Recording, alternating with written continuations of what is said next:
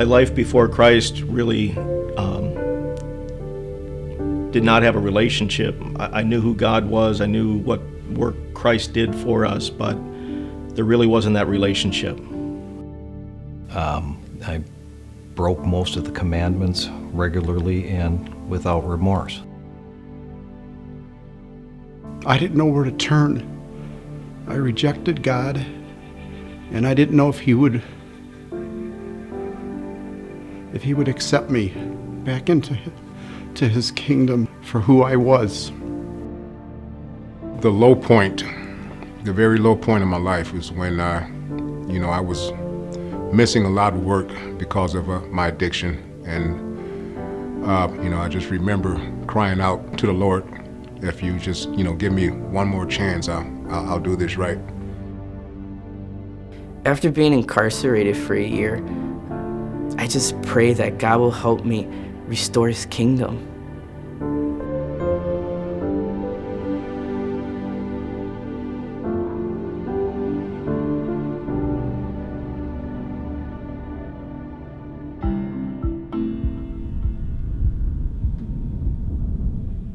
A lot of the men that come through the House of Correction lack a male role model, father, relatives, and oftentimes that's replaced by friends or a replacement, such as gangs and things like that take a negative role in these young men's lives. They need to see men who follow Christ and know that even though it's not the popular thing to do, it's the right thing to do. Before I got incarcerated, I always knew that there was a God, but I didn't know how much He loved me. I only seen God as a giver, and all I wanted to do was take. All I wanted was what I wanted, but at the time I didn't know any better because I didn't have nobody else to show me anything else. I see a great potential in a number of guys that I come across every day. And before Christ, I didn't know what it was to have compassion or to even pray for anybody. I would look at them like they were crazy. But now it's like, as a man of God, I always want to just leave an individual with an encouraging word. I want to be like a ray of hope where they may not have had that in the past or had that coming up. I just want them to say, after being around me, yeah, maybe I can turn this thing around. At the House of Correction, part of our mission statement is to rehabilitate our citizens that are re-entering the community.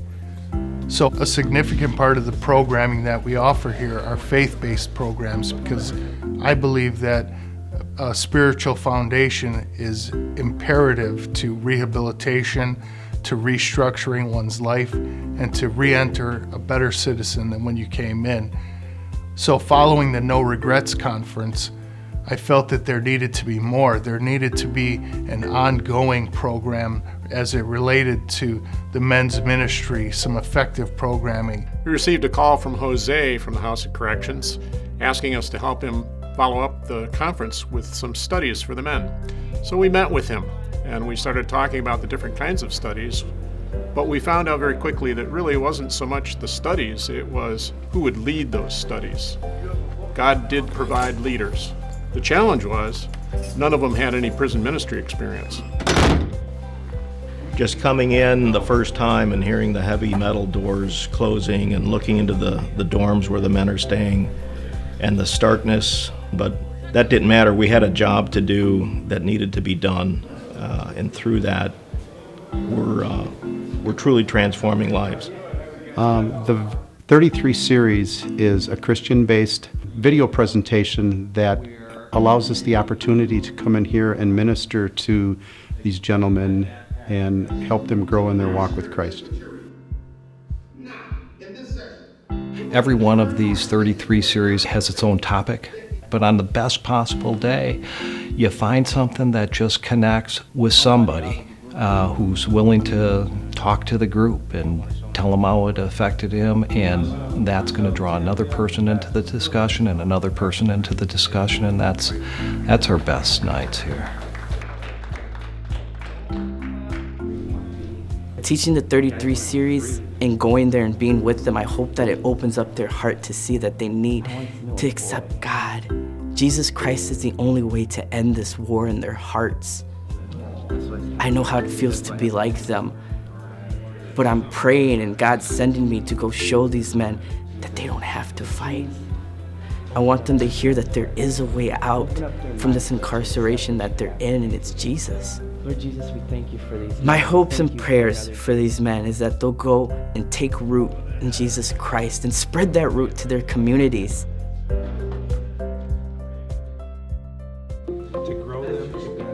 If we can change one man who goes back to his neighborhood, who changes one man,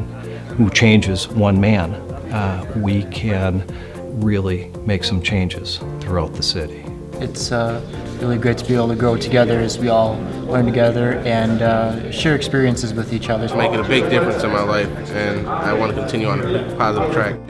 This series changed my life a whole lot. Great positive message, always helping to make me a better man, authentic man. It's here that he is building me up to be the man and